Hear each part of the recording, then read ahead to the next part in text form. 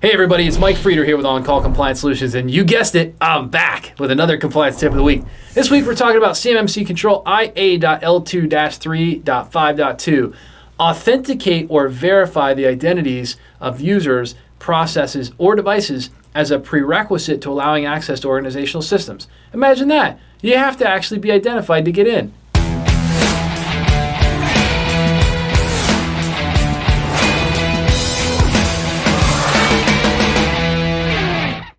So hey, if you're a defense contractor who's feeling overwhelmed, tired, and alone, trying to understand all of this CMMC, DFARS, and NIST SP 800-171 compliance stuff on top of an already colossal workload, well, I've got great news for you. You found your home here at On-Call Compliance Solutions, where we can help you transform into your company's on-call compliance hero. Let's jump into it.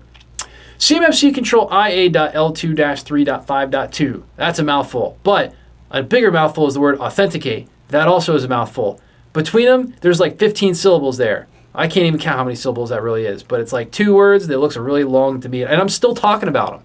All right, authenticate or verify the identities of users, processes, or devices as a prerequisite to allowing access to organizational systems.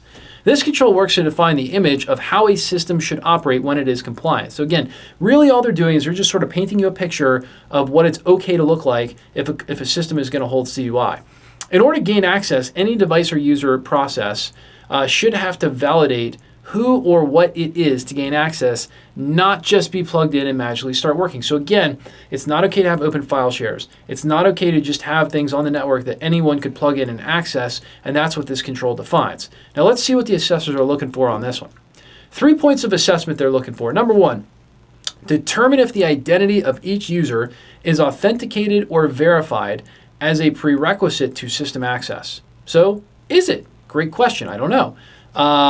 If we were to answer this question, we might say, hey, this is implemented via Active Directory, privileged identity management, or even multi-factor authentication. Again, you don't necessarily have to be on a domain in order to do this. Multi-factor authentication is definitely a sign of identifying a user.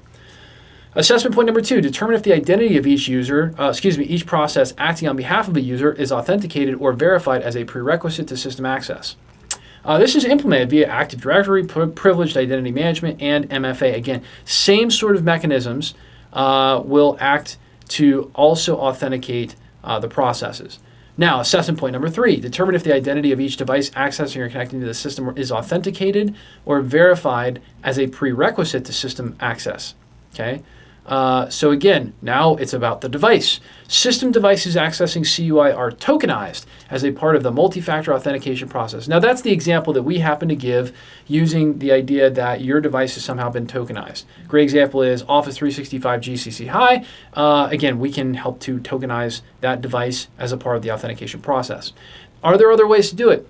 Absolutely, right? You can define the device in a firewall to say, hey, if this device isn't recognized, don't allow traffic to or from it. There's lots and lots of ways out there, but we just want to give that tokenization as the example because it's probably the most common one out there. Now, if you're a defense contractor, and I know you are, just like I'll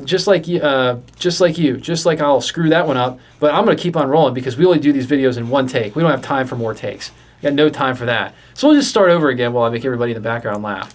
All right, at On-Call, we work with defense contractors just like you to make incredibly terrible jokes because that's a whole lot better than having to figure out how you're going to get DFARS, NIST, ITAR, and CMMC compliant on your own.